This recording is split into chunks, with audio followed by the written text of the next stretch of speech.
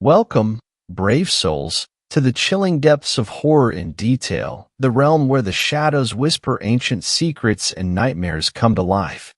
I am your guide through the darkness, and on this channel, we delve into the spine-chilling world of Wendigo horror stories that will send shivers down your spine. First story. Don't go camping in Oklahoma. Alright, now this is a story I haven't told in a long time. It happened to me October, 6 years ago. I've told 4 or 5 people since then, and none of them believed me. I decided to stop talking about it when someone filed an anonymous tip to my school psychologist. That was 4 years ago. I've had a lot of time to think about it since then, and I think I'm finally ready to post my story somewhere. It's about a weekend I spent in the Washita National Forest. I had been planning the trip for weeks. Made sure I had the weekend off work. Didn't make any plans. All of that. Started buying supplies a week before I went. I was going to go camping in the forest near my town. I had been camping before, when I was a little kid with my parents.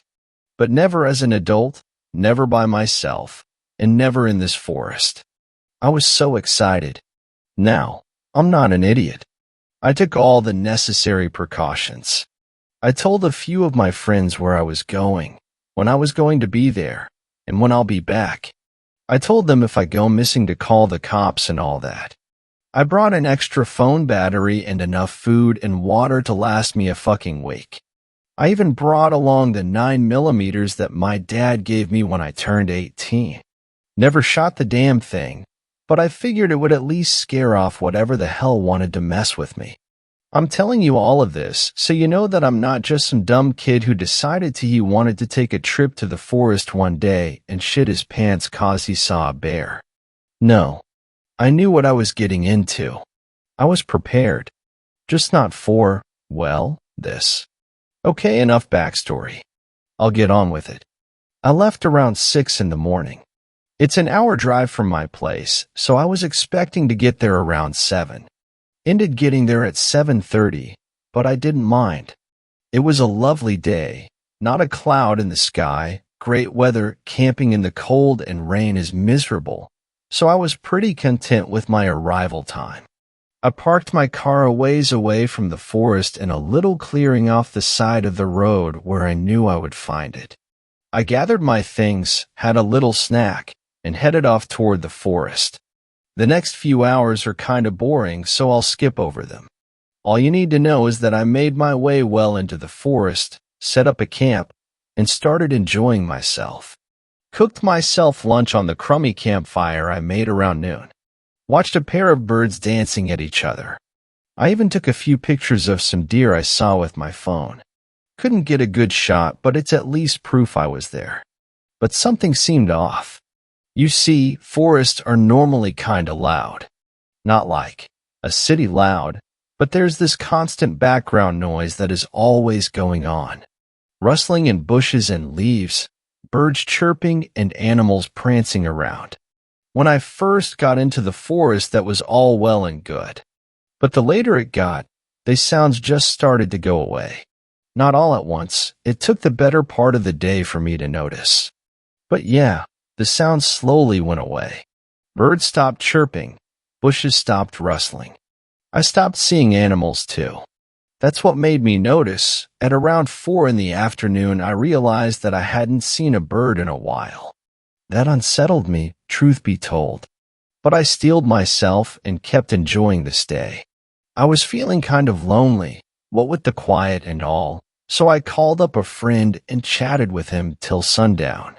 After that, I realized it was getting late, so I hung up, ate again, and put out the fire.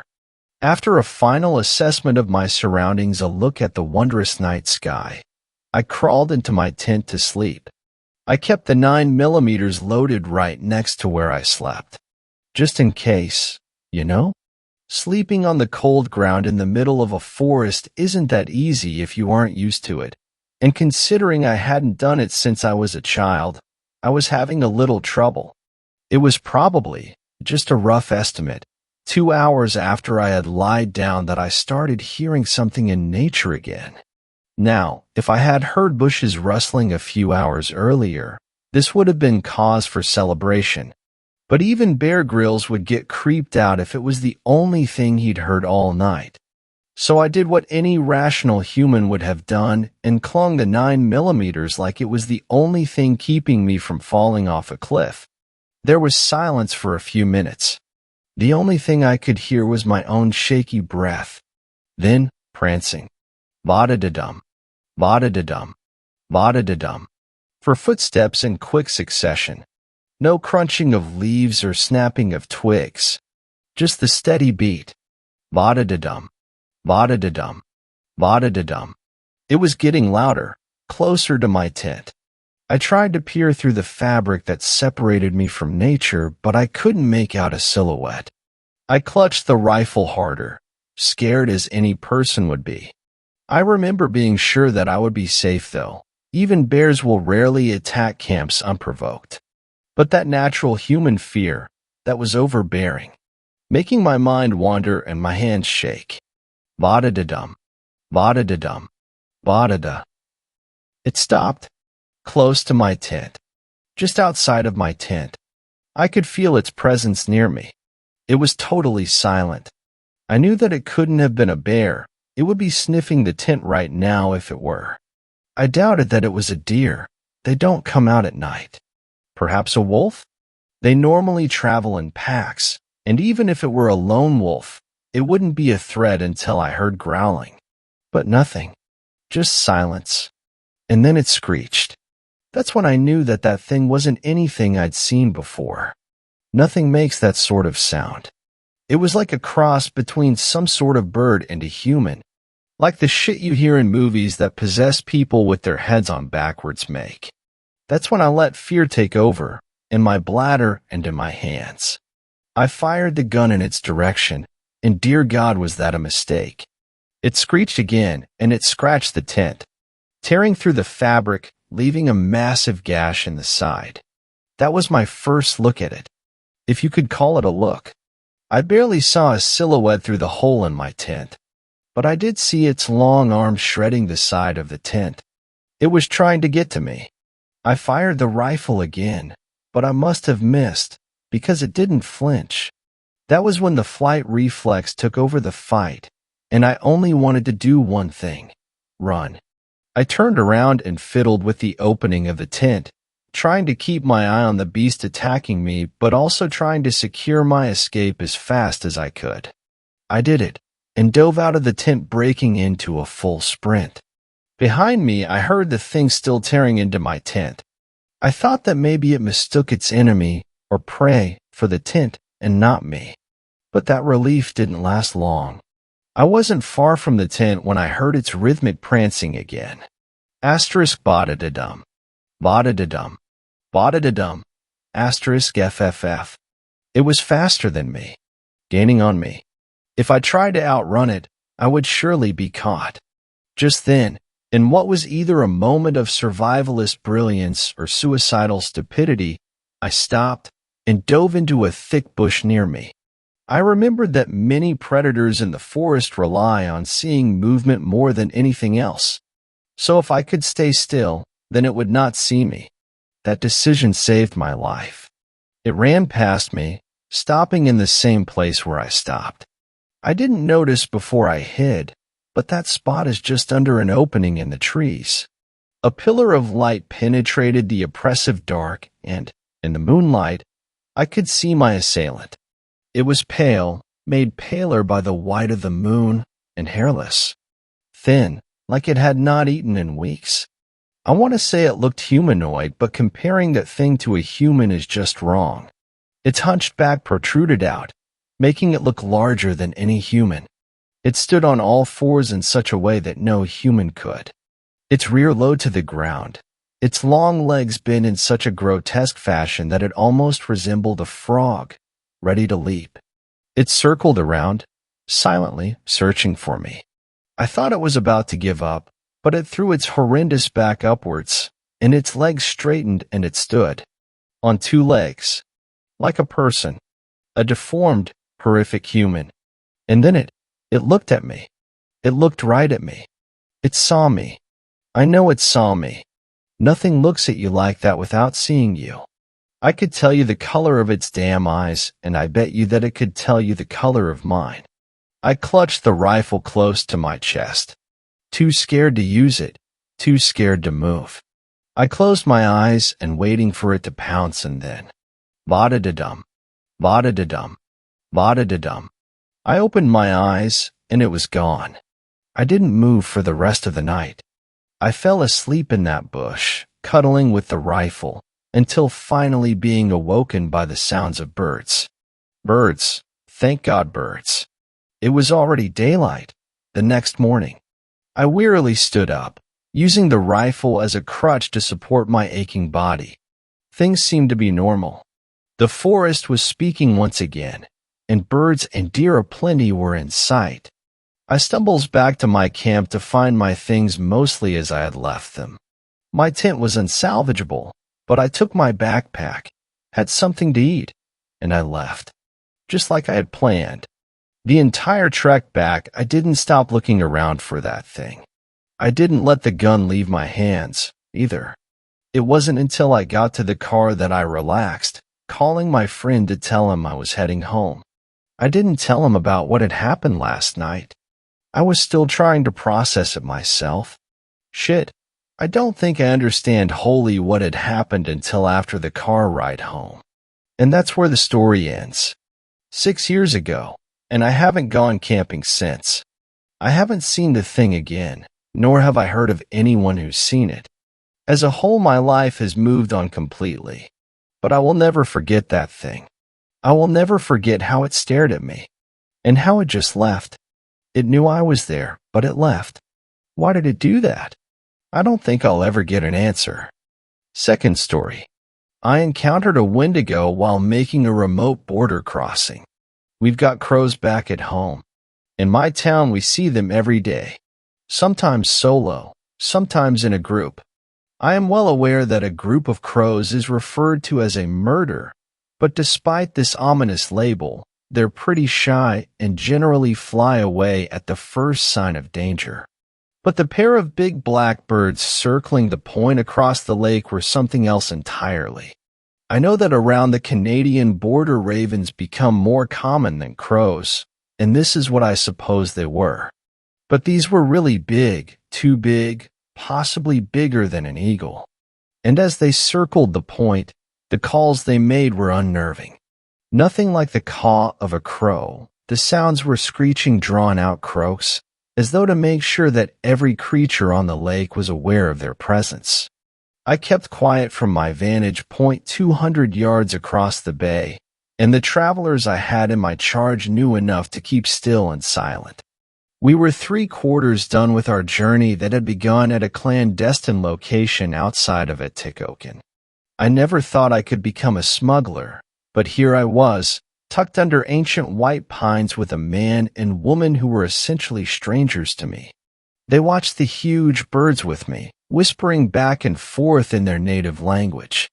I don't know what they were saying, but the look in their eyes showed their fear.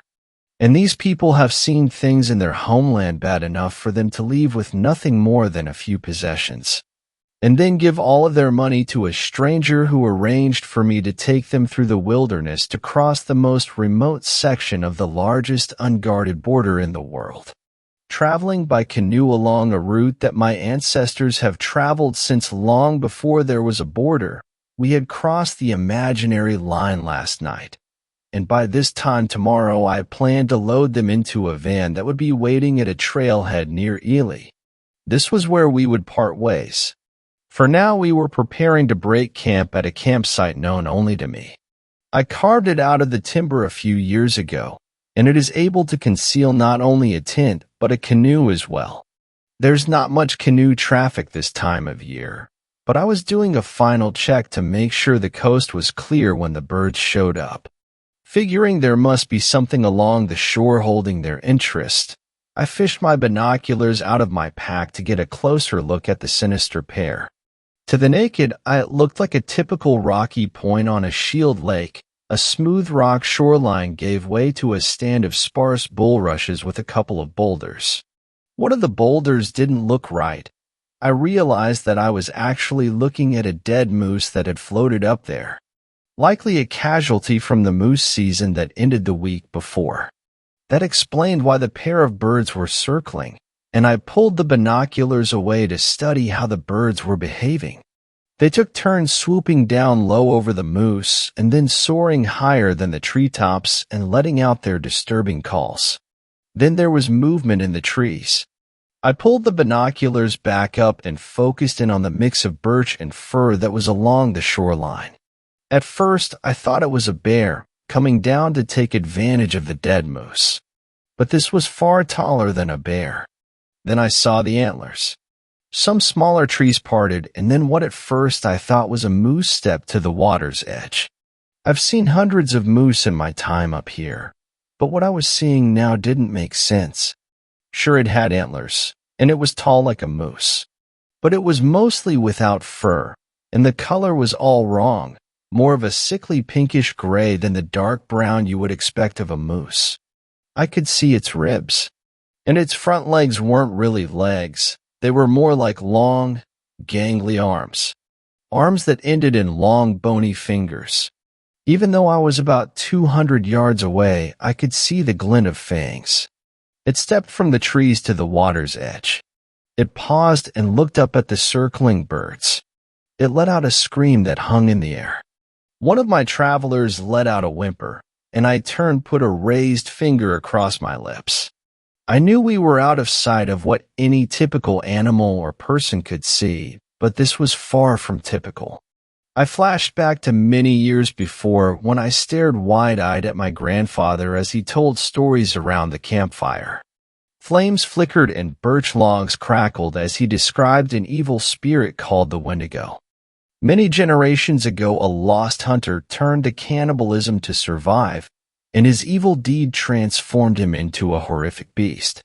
A beast that roamed the wilds with an insatiable hunger for flesh, human or otherwise. While this story terrified me as a child, I never gave it any thought as an adult, as the elders had many tales of spirits and such. But here I was, miles from the nearest road, two strangers in my care, looking at the impossible. I subconsciously reached to feel the outline of my revolver tucked into the back of my pants. The beast had now waded into the water, and its claws began tearing at the moose carcass. It ripped off huge chunks of flesh, hide, and bone with ease, shoving them into his gaping mouth where they were crunched and swallowed. The water around the moose carcass was soon tinged red with blood, and the pair of giant birds took roost in a tall pine above the beast. The carnage continued as the creature consumed impossible amounts in minutes. I heard one of the travelers whisper Monstoro. I didn't need translation to know what it meant. They had every reason to be scared now. I've had face-to-face standoffs with wild bears, with big city gangs, with angry fathers. At least with those you have an idea of what you are dealing with. My grandfather never said how one would deal with a Wendigo. With most of the moose consumed, the monster let out another scream. I was back to looking through binoculars, which was a mistake as the beast's face and chest were covered in blood, and flesh clung to its claws. An image I will never be able to erase. Despite having consumed the better part of an adult moose, it was still gone in appearance. It took a last look around, and I stopped breathing when its gaze seemed to focus on our location for a moment. It slowly turned towards shore and then disappeared into the brush. This cued the black birds to come down for what was left. One bird rested on the moose's hindquarter and picked away at intestines. The other rested on the head and feasted on the eyes and torn open neck. After a few minutes, they flew up silently, circled over our location, and then headed in the general direction the Wendigo had gone. At least they went in the opposite direction we were headed. We sat in silence for a time, then I pulled out a map. I showed the travelers where we were, where the Wendigo had gone, and where we needed to go to complete the journey. I showed them my gun, which I had kept hidden from them until now, hoping it would ease their fears. It didn't do much to ease my fears. It was a .357 revolver, enough to stop a bear, but what would it do to a Wendigo? I suspected there needed to be some version of a silver bullet to stop an evil spirit. I gestured to them to pack their belongings, which they did quickly and quietly. I calculated that if we traveled lightly and quickly, we could be out by nightfall. I decided to leave the tent and everything else not essential. We slid the canoe down the bank, climbed in, and pushed off. The woman sat on the floor in the middle. The man was at the bow. I paddled from the stern with intensity. We had about 10 miles to the end of the lake. At the end of the lake was a portage trail of about a half-mile that would bring us to the next lake. We had done a number of portages already on this trip, and after the morning's events I was dreading having to be on foot. There was no other way out. A light wind was at our back, allowing for relatively quick travel. The man was paddling as best he could, but it was marginally helpful at best. The woman kept her head down and did not move. Usually on this kind of trip I try to hug the shoreline to keep a low profile, but now we were tracking right down the middle of the lake. I was making a beeline for a height of land where I knew the portage was, and we continued along in silence. The paddle down the long lake was uneventful, and it was early afternoon when we reached the portage. Once ashore, we took a short break and ate some jerky, and then it was time to make the portage. It would be easier now since I had abandoned most of the gear. On earlier portages, I had the travelers hide out while I scouted ahead to make sure we would not meet anyone on the trail, but there was no time for that. I think they understood me as I tried to explain the importance of moving quickly and quietly. I pointed to the trail and then to the packs and paddles. They took the cue, and I put the canoe up on my shoulders, and we plodded along through the forest. It took less than an hour to get to the next lake. There was a forest fire here several years before, and the charred remains of a few old-growth pine stood in stark contrast to the young aspen, birch, and spruce that had grown in the void left by the fire. This lake was smaller, with many bays and points, and we were soon back to making progress in the canoe. 25, we came around a point midway down the lake. I looked to the end of the lake where we would find the next portage and stopped padding. Maybe 300 yards away was the remains of a burnt pine. Roosting in the tree were two birds. Big, black birds. The man in the bow saw them too, and muttered something to the woman. She looked up for the first time and stifled a scream. We had to go past them to get to the next portage, so I kept paddling down the middle, not taking my eyes off the birds. As we got closer, it was obvious they were watching us too, their heads pivoting as we passed them. I kept looking back over my shoulder at them, but they held their position. I didn't know what the presence of the birds on our route signified, but based on what I saw this morning, it couldn't be good. By the time we were at the end of lake where the next portage was, I could barely make out the tree anymore. I thought that perhaps we were in the clear, but then we all heard the unmistakable sound, the same sound we heard the birds making this morning. Even though they had to be over a mile away, there was no mistaking it. The long, drawn-out croaking continued for a minute, then it was silent again. I paddled towards shore so hard that the bow slid 2 feet onto the bank. "Go! Go! Go!" I yelled. The travelers seemed shocked at my yelling, as I had not said anything to them in the few days we had been together that wasn't a whisper. They both scrambled out of the canoe, grabbed the gear, and headed up the path. I again wrestled the canoe onto my shoulders and followed. We still had another lake to cross after this portage. Then it was down a creek to where we were to be picked up in a remote parking lot at the end of a forest road. We would be early, but maybe I could get a cell phone signal and get a call or text to the driver. Or maybe we could hitch a ride with a tourist. Any concerns of being intercepted by authorities has now taken a back seat to getting out of here and away from that thing that for all I knew was making its way south toward us. Since we were closer to an access point, this mile-long portage was well traveled and we made good time. The first half was up a slight incline, Then it went down much more steeply to the next lake. We reached the top and paused for a quick rest. I set the canoe down to catch my breath. The crest of the trail allowed a good view of the valley ahead. It also allowed a good view of two huge, black birds that were circling above the treetops. The woman was not able to stifle her scream this time, and this prompted the birds to start up with their ominous calls. In the distance we heard another sound. It was a scream that could have only come from the horror we had seen this morning. While I felt a certain amount of responsibility to the travelers, my concern for them was waning. "You better keep up," I yelled as hoisted the canoe back onto my shoulders. I headed down the steep trail as fast as I could, and I could hear the travelers behind me, stumbling, but not falling too far behind. With the canoe on my shoulders, I couldn't see if they were carrying the paddles. Didn't matter. I keep a spare strap to the supports in the canoe. The steep path made a switchback and was able to see that the man was indeed carrying a paddle and pack. The woman was crying hysterically, carrying nothing.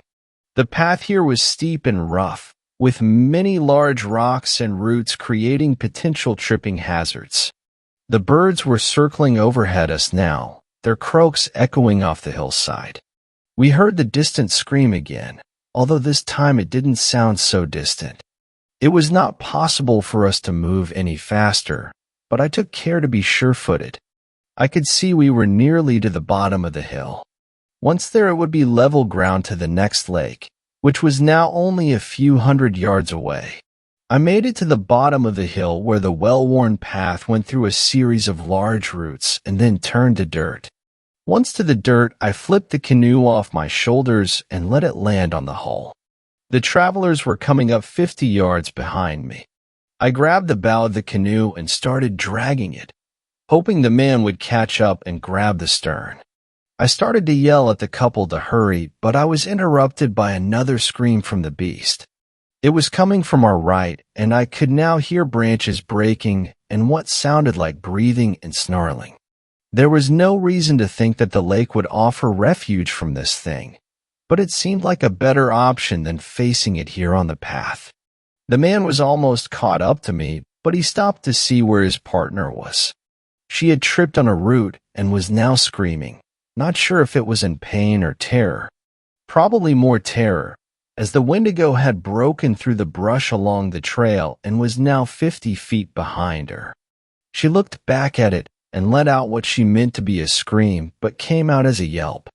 The beast was on her in seconds, and it picked her up over its head and slammed her to the ground. The man dropped to his knees, watching in horror as his partner was torn apart and devoured. Wendy 8, I resumed dragging the canoe as fast as I could, not looking back. The beast let out another shriek. Then there was a scream that I presumed to be from the man. I tried not to think about the snapping and crunching sounds I could hear from behind me. The next lake was now in sight, and even though my entire body wanted to quit, I was now running. The shoreline was sandy and I ran right into the water, allowing the canoe to float past me. I hopped in when the back seat was even with me, and in one motion pulled the tag end of the knot that held my spare paddle in place. A few quick strokes and I was 20 yards from shore.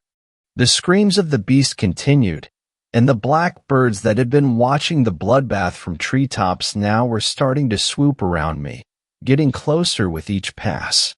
The Wendigo was now on the shoreline, and it let out the loudest scream of all. It stepped in the water to its knees but stopped, gesturing with its long arms and howling at the sky. Not knowing what to do next, I pulled out my revolver. At the end of this lake was the outlet stream that would lead me to a bridge. For the moment, I felt safer where I was. The birds were getting ever bolder, and I could feel the wind as one of them swooped in on me from behind my shoulder.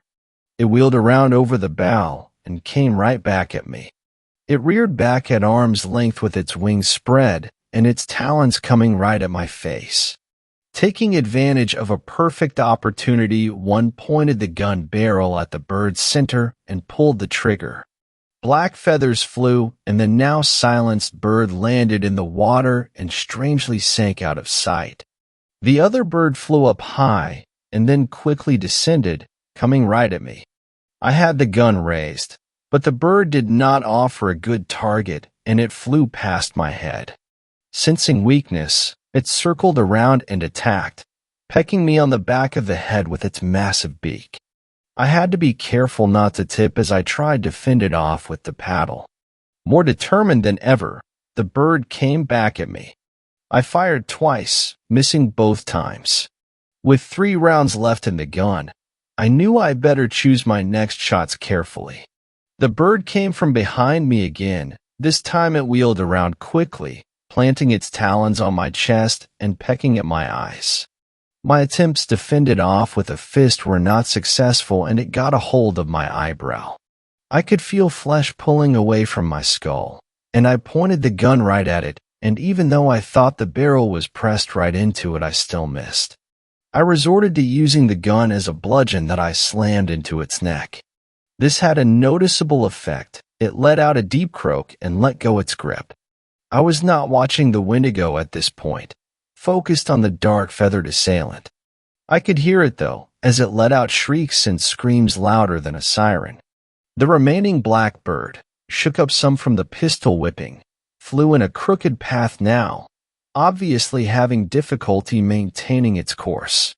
I felt confident I could take it down with one of my remaining rounds. It came straight at me. I let it peck the top of my head as it went by. It circled around again, and once more I let it get me with a good peck to my temple. It made another loop around, and I was ready when it followed the same path of attack. It came right at me, and I was looking down the barrel right at the bird's head when I pulled the trigger. The raven's head disintegrated in a cloud of black feathers and blood, and the headless body landed at my feet, wings still flapping, talons still grasping. The shrieks of the Wendigo suddenly stopped. It stood motionless, staring out at the lake, not necessarily at me. I set the gun on the seat next to me. There was still 1 round left. I used the paddle as a shovel to lift the dead bird over the side and into the lake, where it too strangely sank out of sight. The Wendigo, while still a fearsome-looking beast with its face and claws covered in blood and flesh, had lost its menacing posture. I pointed the revolver at it, right at its head. I was confident I could hit it, not confident that my 1 remaining bullet would kill it. For some reason I thought about the old saying that if carrying a handgun for bear protection, you should save the last round for yourself.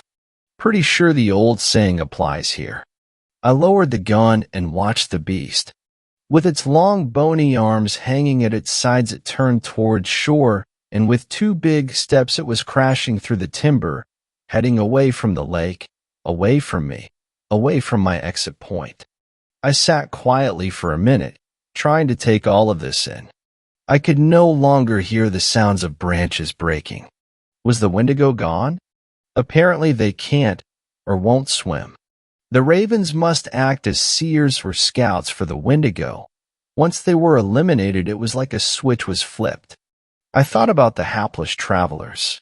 I knew it was pointless to go back to where I had last seen them. What would happen to me when I left the lake? It was now late in the afternoon. I slid the revolver with its 1 bullet into the back of my jeans, picked up the paddle, and headed for the outlet creek. 3rd story. Whistler or Wendigo in Georgia. Asterisk, first post ever on Reddit. Been holding on to this story for a while, and after finding this sub, I felt you guys would be interested or have some input on what I could have seen. It's been almost 2 years, and I still can't get it out of my head. That whistle. Growing up in the mountains of North Georgia, camping and hiking were things me and my brother did so often it was second nature. So anytime Ryan and I had a break from school, we would head straight for the woods. We packed our gear, let our parents know where we were going, and that was that. No questions asked. We decided to camp about midways through Jack's River Trail in the Cayuga Wilderness, and it's a trail we knew fairly well as we had used to a few times before to practice long hikes. We arrived at the trailhead around lunchtime, parked the car, got our gear out, and headed into the woods. We passed a few hikers as moved along and asked them how the trail looked, and the answer was always the same: wet. Jack's River Trail probably crossed the river 50 times as it went along its 17-mile-plus journey, and with the colder temperatures of late fall settling in, it was harder for the trail to stay dry. We moved deeper into the trail and started to look for a place to make camp. This is where Ryan and I made our first mistake.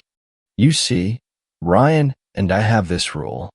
We don't camp near people if at all possible. Call us paranoid, but the last thing we want is for someone to drag us out of our tents and into the woods never to be seen again.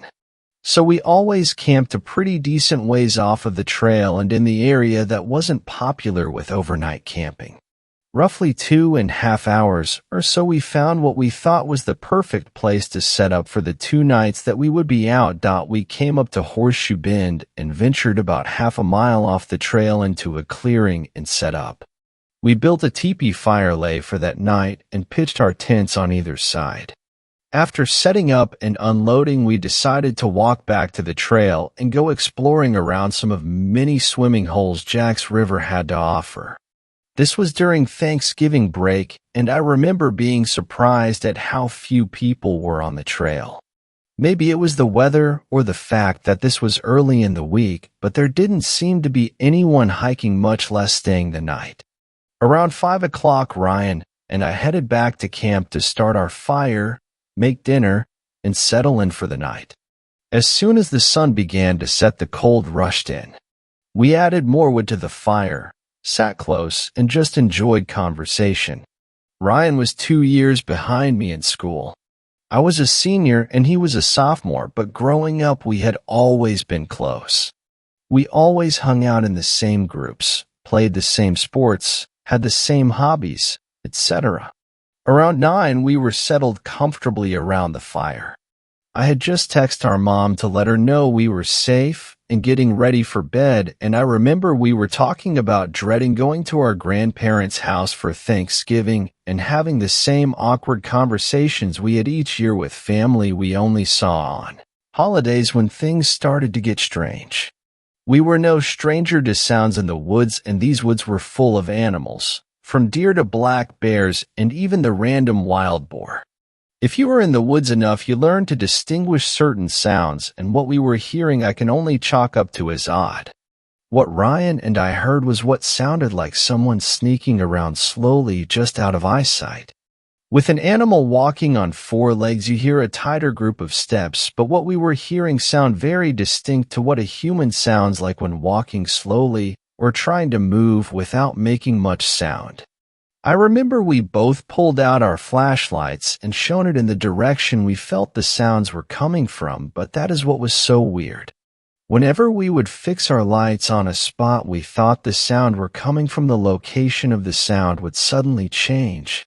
It was as if there were multiple people walking around us. That's when the whistling started. At first, I thought it was the wind, and I remember thinking maybe the wind is just throwing leaves around, and what we are hearing is nothing but the wilderness around us. Ryan looked at me and asked if I was hearing that.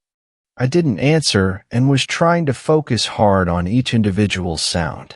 2 consecutive notes with roughly a 3 to 4 second gap, and then 2 more consecutive notes. Over and over again. Ryan kept asking if I heard that, and I put my finger to my lips trying to keep him from talking. The fear I felt was incredible. My jaw was tight, my fist clenched, knowing I wasn't ready for whatever was out there, if it was anything at all.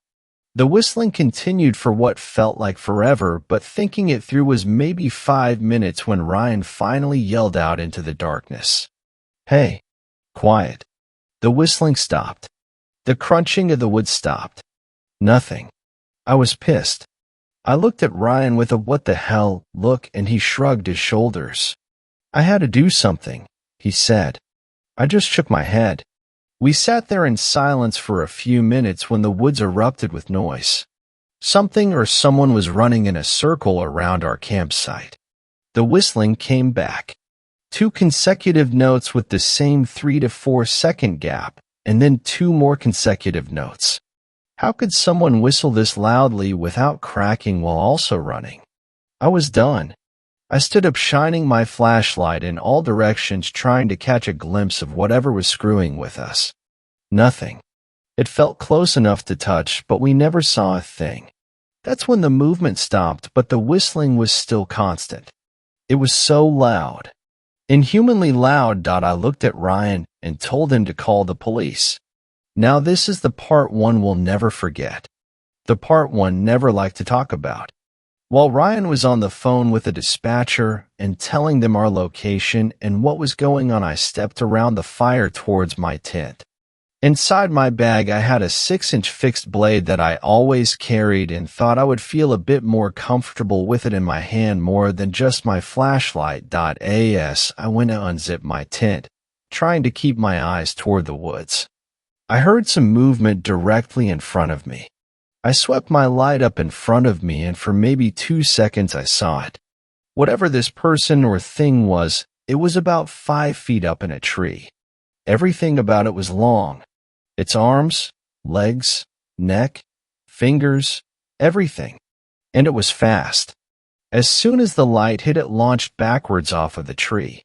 I heard it land, but it either jumped an impossible distance or landed in a thicket because I heard it but never saw. I don't think I have ever yelled so loud. I ran back to where Ryan was and sat down. He kept asking me what I saw, but I couldn't answer. I just kept thinking about what I saw. Maybe 10 minutes later, we saw a couple of flashlight beams coming through the woods, and about 3 guys came into view asking if everything was okay. I settled a bit and started asking them if they had seen or heard anything. All they said was they heard a lot of movement and then heard my scream, and that's when they headed in our direction. I tried to explain what had happened without sounding crazy, but it didn't seem to work. One of the guys walked around a bit and came back and said he didn't see anything. Ryan told them that we called the police, and roughly 30 minutes later a park ranger showed up. Ryan and I tried explaining everything to him, but he just chalked it up to either a curious animal or some campers trying to mess with us. Either way, Ryan and I decided we weren't staying the night.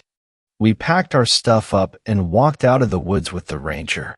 He took our statement, and we got in our car and drove home. Ryan and I don't talk about what happened that night, but neither of us have been back to Jack's River Trail and will probably never go back. 4th story. My encounter with the Wendigo. Let me start you off with some backstory. I'm a teenager who's really into this stuff, and I've done some pretty stupid things to get good results. But let me tell you, this was completely unplanned. I'm around 40% Native American, and my grandpa visits a lot of reservations. I know a lot about skinwalkers, which are my biggest fear. About 2 years ago, me and my sister were watching YouTube, and some pretty weird shit happened. I can elaborate on another post if wanted, and that's when I got a poltergeist at my house. Anyway, this happened at my Gram's, not the native side. She lives next to this really weird cabin we used to find huge skeletons of deer everywhere.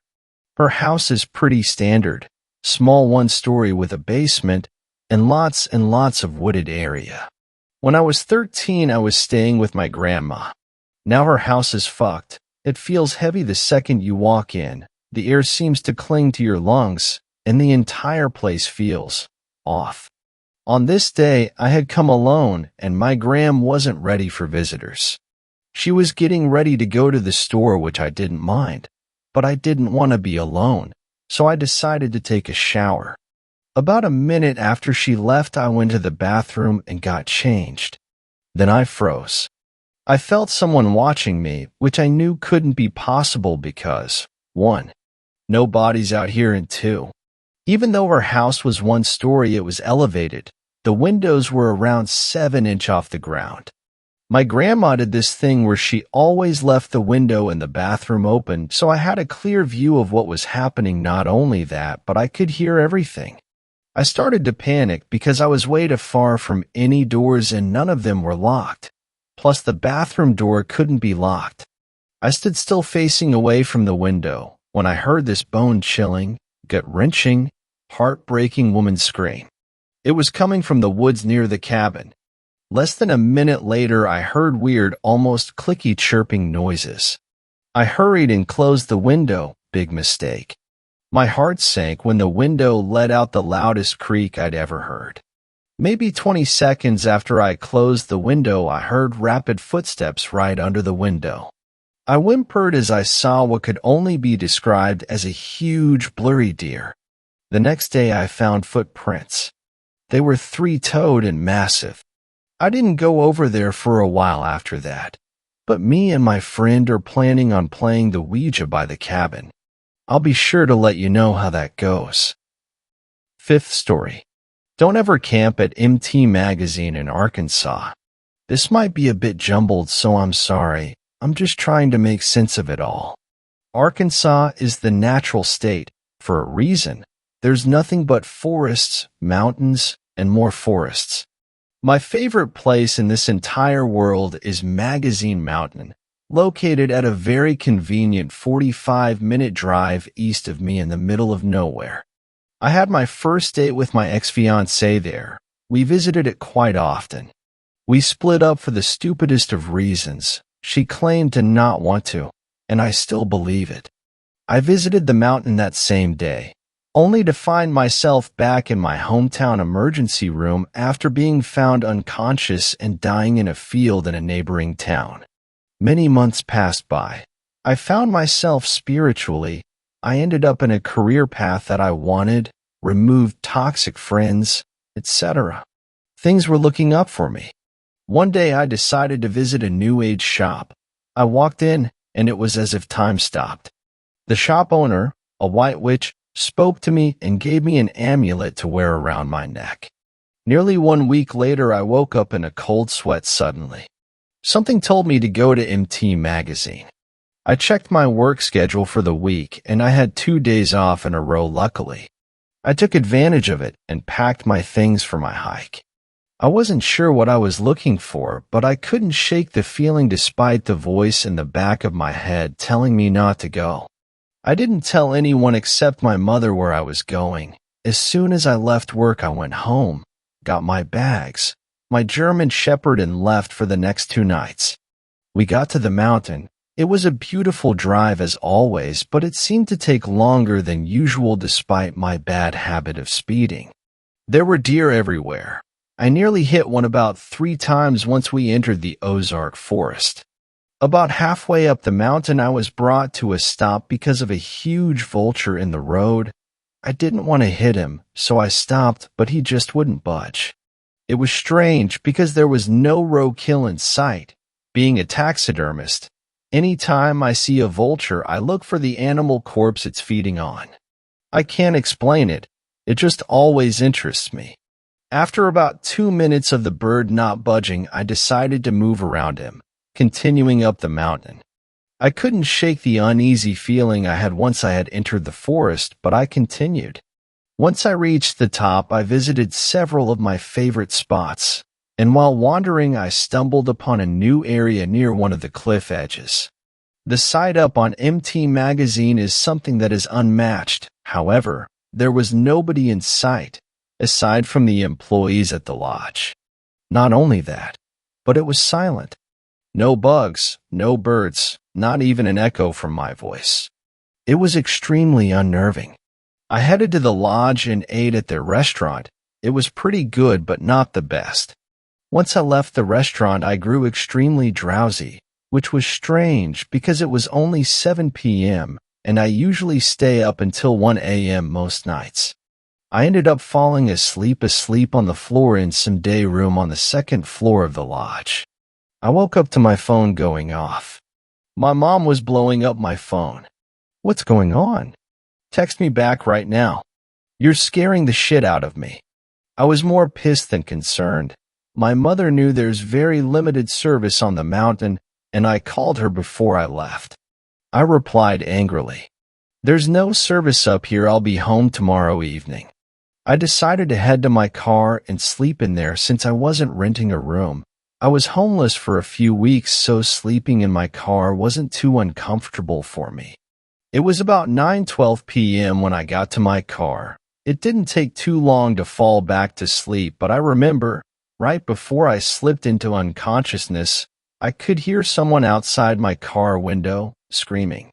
I had very vivid, terrifying dreams, or what I hope were dreams. I remember one being me standing in the middle of the road on the mountain. There was a spotlight behind me, and there were eyes everywhere. Strange creatures watching me stand there, but there was one creature in particular several yards in front of me. It didn't have much of a defined shape, but I can compare it to a large deer. Whatever it was surrounded by crows. I've read up on creatures such as the Wendigo, skinwalkers, etc., but it was nothing like them. It seemed friendly, as if it was trying to show me something.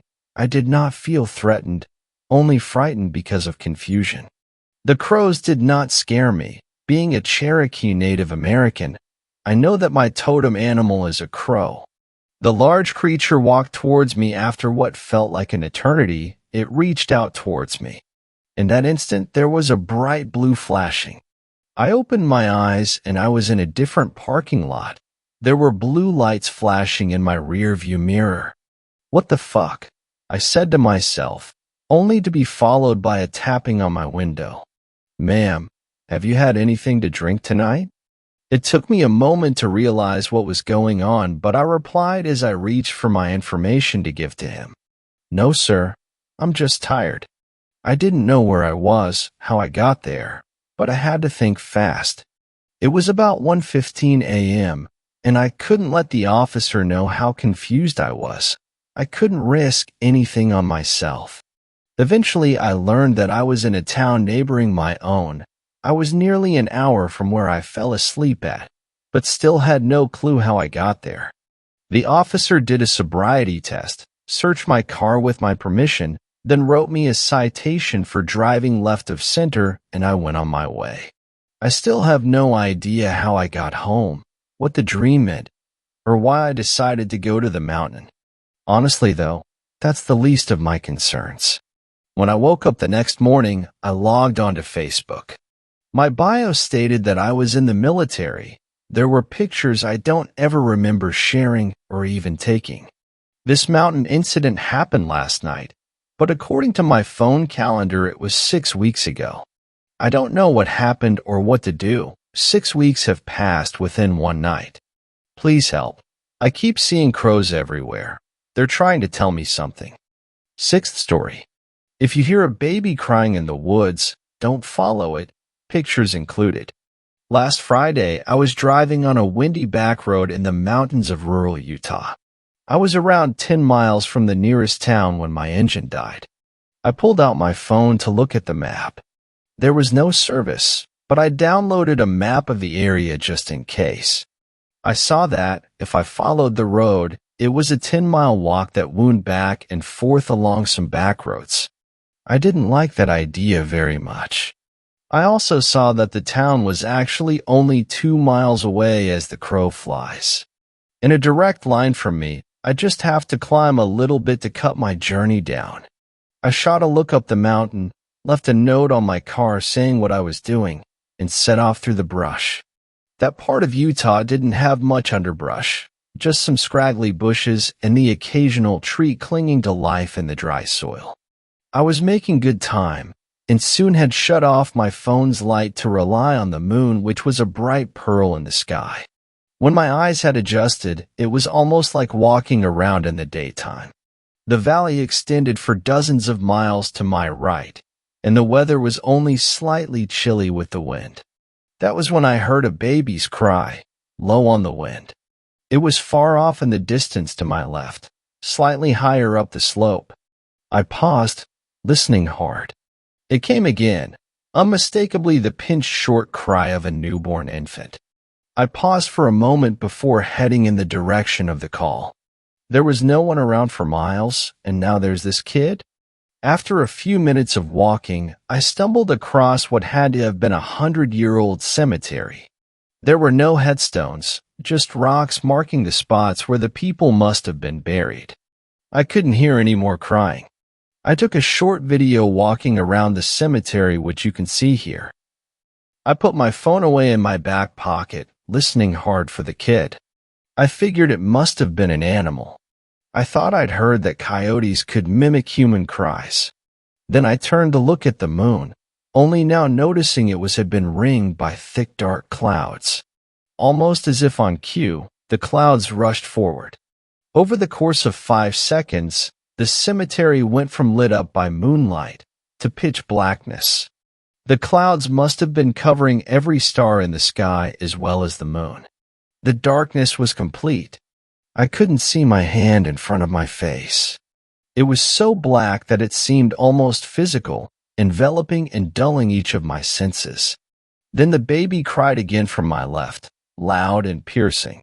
I jerked, caught my foot on a rock, and fell forward against one of the fences. The baby was shrieking loudly. It couldn't have been more than a few feet away, just on the other side of the fence. I pushed back, sticking my hand into my pocket, feeling for my phone to turn on a light. That's when the dry, papery fingers slid around the back of my throat. Nails dug into the skin, and I thought I heard a high, raspy giggle from behind me just before they began to squeeze. I jerked forward, flipped on my light, and spun around. There was nothing there. I ran away, trying to put as much distance between myself and the cemetery as I could. When I finally reached the town, I put my hand up to my neck and felt the scrapes on my neck. I told myself it was just a tree, but I knew that wasn't true. I managed to get an old mechanic to come help me with my car. On the way back, I asked him a question about a cemetery up in the hills. He stiffened, looked at me, and said, "We don't go up there. We know better." 7th story. Something was watching me from the tree outside my 2nd-story window. I have the same routine at the end of every day. Shower, smoke a joint, scroll through Reddit, go to bed. After a long day at work, I got home and hopped in the shower. I work as an ER nurse in my city's local hospital, so by the time I get home, I'm basically sprinting to the bathroom to wash off the day's grime. It's a messy job. Not only physically, but it makes your mind a mess too. Working in the emergency department comes with seeing your fair share of traumatic things. To list a few, I've seen severe workplace injuries ranging from sawed-off fingers, crushed limbs, to someone being impaled on a metal pole. I've seen people who have been in car accidents and even a man who failed a suicide attempt with a shotgun. I suppose you could say I'm desensitized to things that would cause your average person to faint. I'm a tough woman, but what happened tonight has shaken me to my core, and I don't know what the fuck to do. I hope someone on here can give me some advice or insight. After my shower, I changed into my pajamas and pulled out the joint I rolled earlier. I don't smoke inside because I have animals, so I put my jacket on and headed out to the porch. I rent a 2-story house by myself on the outskirts of town, almost in the country. The closest neighbor I have is about half a mile away from me, so I don't worry about bothering anyone with the smell. It really feels good to be able to smoke after work and try to forget about some of the things I see on a daily basis. Today, the paramedics brought in a family who was in a horrible car accident. All 3 of them were pronounced dead on arrival. Their daughter was 5.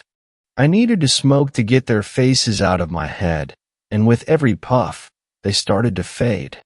I finished up my joint and headed upstairs to my room, shutting off the lights and getting into bed. My German Shepherd, Rex, took his place next to me as usual. For about an hour I scrolled through Reddit, giving myself some entertainment before I had to go to bed to get enough sleep for work tomorrow. I was watching a video when I heard scratching on the tree just outside my window. I chalked it up to it most likely being a squirrel climbing the tree, which wasn't unusual at all considering there is a lot of wildlife around my house. A couple minutes later, I heard it again. Except this time, It was more like scraping instead of scratching.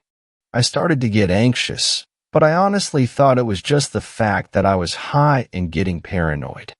I got off my phone and faced the other direction, snuggling up to Rex to try to get some sleep. You know that irrational thought you get where you start feeling super uneasy and it feels like someone's watching you? I started to feel that way. For 20 minutes, I laid in bed with my back facing the window and could not shake the feeling of eyes watching me. I probably wouldn't have felt this way if it weren't for the fact that my window was open to get some cool air in my room. However, paranoid, anxious, and Jaime tried to ignore it. I almost fell asleep when I heard quiet scratching at my window. I started panicking and forced myself to get up to close the window and the curtains. Once I got to the window, I saw something. Not someone, something. I don't know how to describe it without sounding fucking insane, but there was something perched up in the tree branches outside my bedroom window.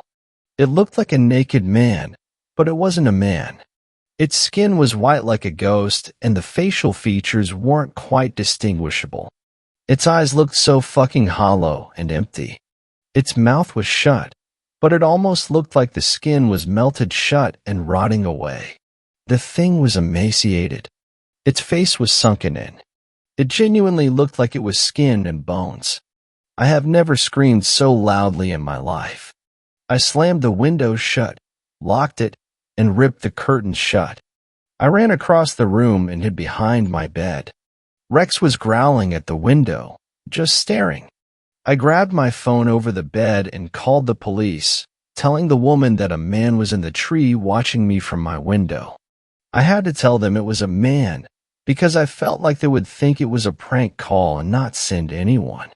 15 minutes later, an officer showed up and searched the property. They didn't find anyone, and the thing in the tree was gone.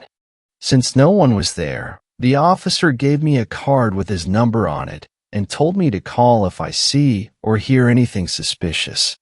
He left, and I hurried back inside. I'm terrified to look out my window. I can't fucking sleep. Rex is on edge. I have to be up for work in 4 hours, and I am wide awake in fear. I don't know what to do. I don't have a gun. I don't know many people. Seems I just moved here about 6 months ago, and work has taken up so much of my time that I don't have any left to socialize. I just peeked out the window, and I swear to God I saw something white crouched over in the tree line in the distance. I am losing my mind. Thanks a lot for watching the video till the end. Subscribe to our channel Horror in Detail. Drop your opinions/suggestions in the comments section, and like the video as it helps with the YouTube algorithm.